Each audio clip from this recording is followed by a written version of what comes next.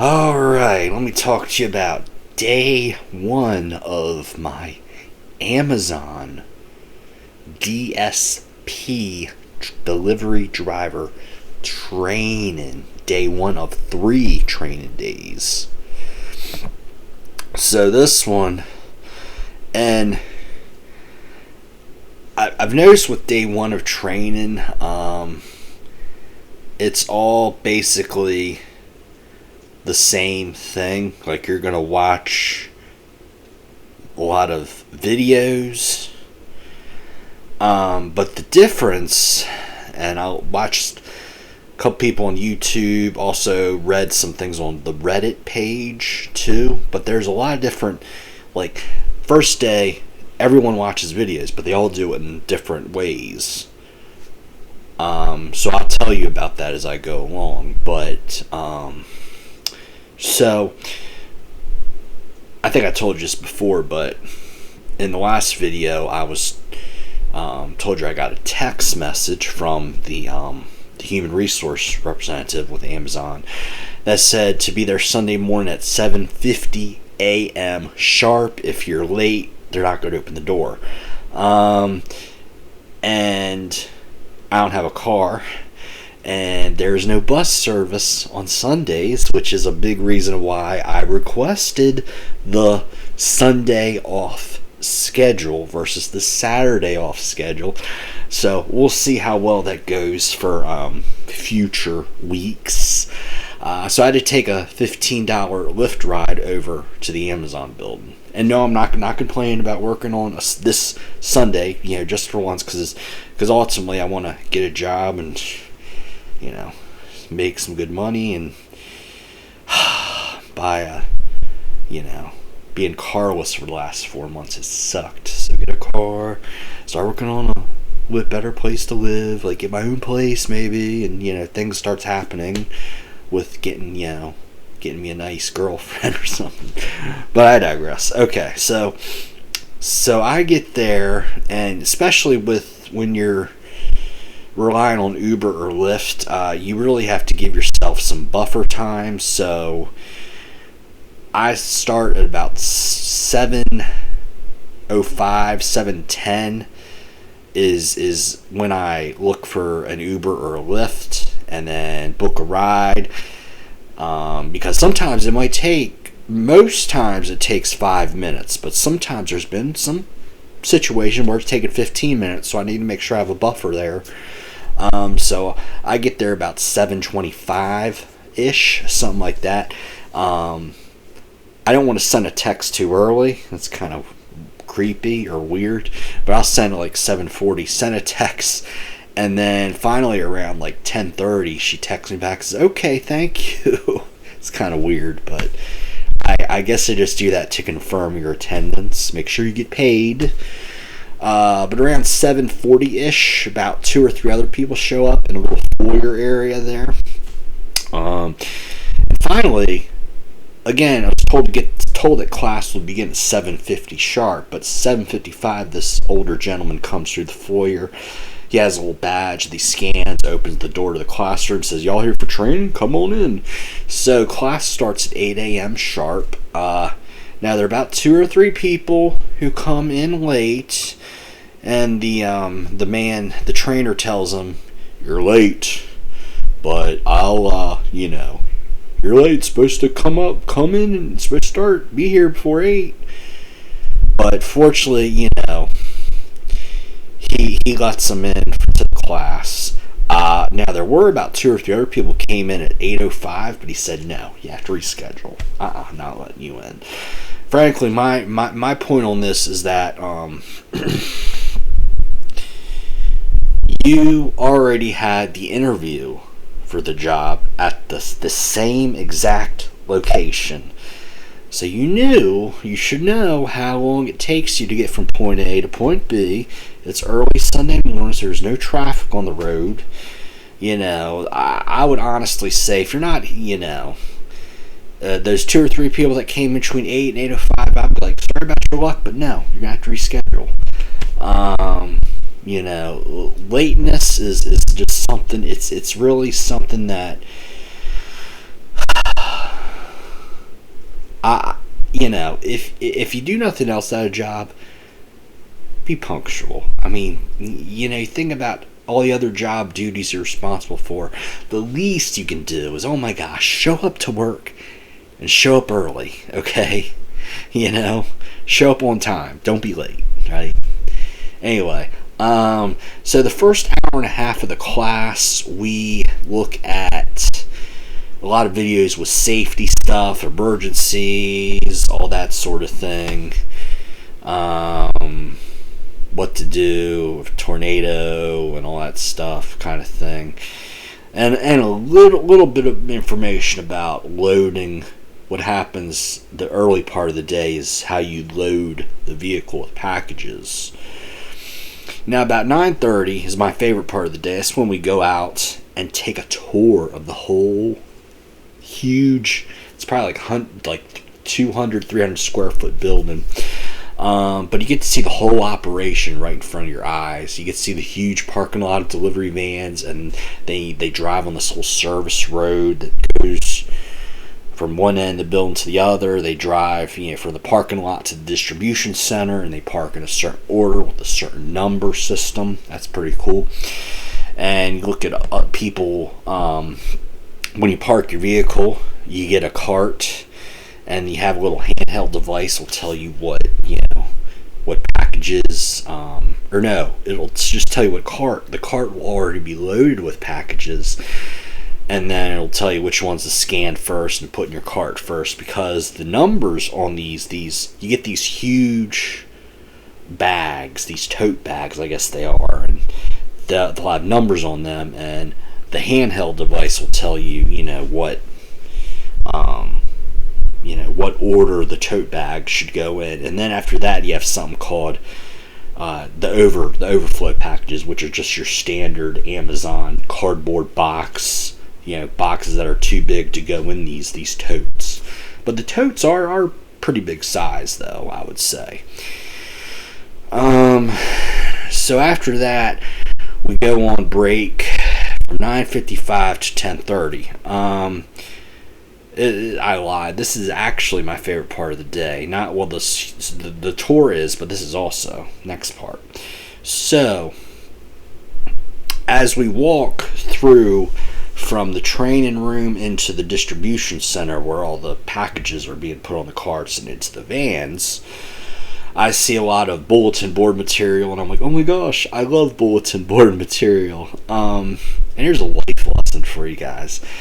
Whenever you have an opportunity to explore something, do it. I mean, in my 6 years at Walmart, whenever I had a chance, I would always log on to the company computer and see what the hell was going on in the company, Because there's a lot of stuff that, when I was at Walmart, maybe the communication would be better with Amazon. Hopefully it will be. But there's a lot of stuff that, important stuff that management would never tell me at Walmart. I had to go on the computer and, read about it there. But anyway, with going to college campuses, I mean, if you take tours of college campuses, they will show you what they want you to see. It's up to you to go to other parts of campus. Go into the classroom buildings, look at all the bulletin boards and stuff. Maybe even, if you can, go into the residence halls and just, sometimes all the bulletin boards or activities going on there. Just, if you can be a fly on the wall, be a fly on the wall. Just check things out. The more you know, right? But yeah, the bulletin board they actually have a suggestion board, right? They have this huge whiteboard, and everyone can mark any kind of suggestions, like, hey, we need more handheld devices, or we need more water, or anything like that. Well, then management will come in and they'll say, we're working on it, or this is yes, I like that idea, this is what we're going to do, or but they'll actually put a date, like 2 weeks or a month out, when they're supposed to a deadline for when they're going to accomplish that. But also, it's definitely a lot better, I think, to have a board than a box, because we had a suggestion box at Walmart, but I don't think it ever got checked. Maybe once a year, but this is actually a board, a whiteboard. Everything's out in the open. It's transparent.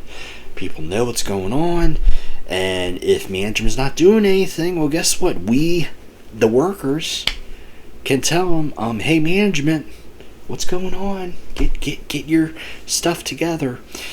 Also, very clean restrooms. I loved how the restrooms had, there was a lot of, there's like 4 toilets and 4 stalls. Okay. Gosh, when I worked at McDonald's for a while, a very busy McDonald's. They had 1 toilet and 1 stall. And oftentimes you'd have to wait. At Walmart, they had 2 stalls and 1 toilet. It's like, guys, we eat a lot of food, so we gotta have a place to poop. Like, really, you only have 1 toilet at Walmart. What the heck, They also have calendar events, different perks, incentives, and also they have little snack days or cookie days, or they'll bring in free pizza. There's a prayer room, there's a mother's room, and oh my gosh, let me tell you about the break room. The break room is the bomb. It's great. It really shows me that at Amazon, it seems like they actually give a rip about their employees. This break room is huge. It's bigger than a high school gym. You get plenty of seats, plenty of tables, plenty of places to spread out. The McDonald's break room, oh my gosh, we had a little table. It was like my closet is bigger than the McDonald's break room. We had, three seats basically, and one of the seats was right next to the cubby holes for associates with their stuff. So, if you didn't get a seat at the other end or the center of the table, you would have to compete with somebody trying to reach in the cubby hole and get their stuff. I hated that break room. The only reason why I used that break room was because McDonald's meal policy. Like, McDonald's would give you a free meal, but you had to eat it in the little tiny break room, right? It's like crazy. Almost feels like corporate blackmail a little bit, but I digress. Okay, so the break room at Amazon, huge. They have free coffee, free ice, free water, free cups. If you just want a cup of ice for your soda, you get a free cup of ice. This is only $1.25. They have a little store. It's self-serve, and yes, you better pay for your stuff because there's a camera right up with a great view of the store. So if you steal something, they will bust you, guaranteed. But yeah, it's a little store. It's got, soda, chips, snacks, and they have, oh my gosh, they have little arcade games. They have cornhole. They have a basketball hoop. Oh, and they also have a little book nook. They have like 4 of these really nice comfy chairs that you can just sit down, put your feet up even, and read a book for a little while. They have a little Linden library, like 3 little bookshelves inside. But they also have a couple on the outside too, with the little neighborhood libraries, these little cabinet things. But yeah, after that, from about 10:30 till 11:45, we talked about driver safety. We had lunch from 11:45 till 1. Wish I had a car, because then I could go out somewhere rather than just, stay in the lunchroom. Okay. But then from 1 to 3, we talked about more driver safety. And another thing I really liked, we talked about driving in bad weather. And the trainer, at least, really gave me a good impression that the company cares more about your safety than how many packages you can deliver. I mean, you still want customers to get their packages, okay, but if it's pouring down, rain, cats, dogs, chickens, foxes outside, if it's just pouring down rain, and it's the kind of rain where you can't go more than 25 miles an hour, and if you do, you're going to hydroplane or hit somebody, then the guy says, you know what, you just can pull off the road, find some place to safely, and just wait it out if you want to. That's what he said. He also said, we were talking about driving in snow and ice. Yeah, I mean, if there's, if the roads are bad, yeah, you don't have to worry about coming to work, he said. So that's really a far cry from what I thought it'd be. I thought it'd be, oh my gosh, you better come into work in any weather. But no, they actually seem to be very reasonable, because let me say, there's been some other companies that when we have a snow or ice event are a lot more, they're just not as safety conscious, let's just put it that way. So we did driver safety again from 1 to 3. Okay, then we had 2 quizzes and a final exam. The 2 quizzes, one was 8 questions and it was all about loading, and I had to get like 6 right and I only got 5 right. But fortunately, the quiz is set up to where you can go back and see the wrong answer and the right answer after you take the quiz. You can review it and then take it over again. It took me like 3 or 4 tries. This one was about stuff that we had covered like first hour of the day. This was like 5-6 hours ago. It was the really boring, stuff about, safe, just, kind of not even related to driver safety, more about just standard employee operations stuff. Stuff that all places do, safety, just standard safety stuff, like what you use to, clean up a spill, and, stuff that only pertains to, like, janitors and does not pertain to somebody delivering packages, or it shouldn't, I should say. The other quiz was about driver safety. Got 100 on that. And then the final, you had like a 20 question final exam. That was on everything. But I would say about 3/4 of the material on the final was all about driver safety. So the final, I got 100 on the final. I did better on the I did better on the 20 question final than I did on the 8 question mini quiz, right? It's kind of hard to believe. But we got done at about 3:15. When you got your quizzes done and you passed them, you could leave for the day. I got done about 3:15. Supposed to get paid for the 9 hours for 8 to 5. So here's my thing. My general opinion of the training is that one version was you go and you watch videos on a tablet by yourself, and you just go through it. It was a self-guided video thing, But this version was a little bit different because we had about 10 people in a classroom, and we had a facilitator who would actually go through the videos and watch them with us, and would sometimes comment, give his 2 cents on stuff too. I think yesterday went okay, training wise. It would have been nice to get out a little bit earlier, It's like it would have been nice to either have just yesterday watch videos by yourself. If you want to take a break, you can, but you have to be out by 5,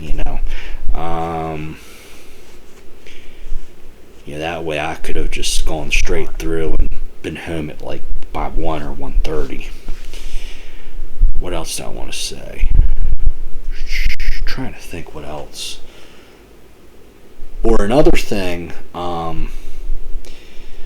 especially about 3 years ago when we had COVID and everything, Amazon actually did. They did the first day of training. You could do it at home.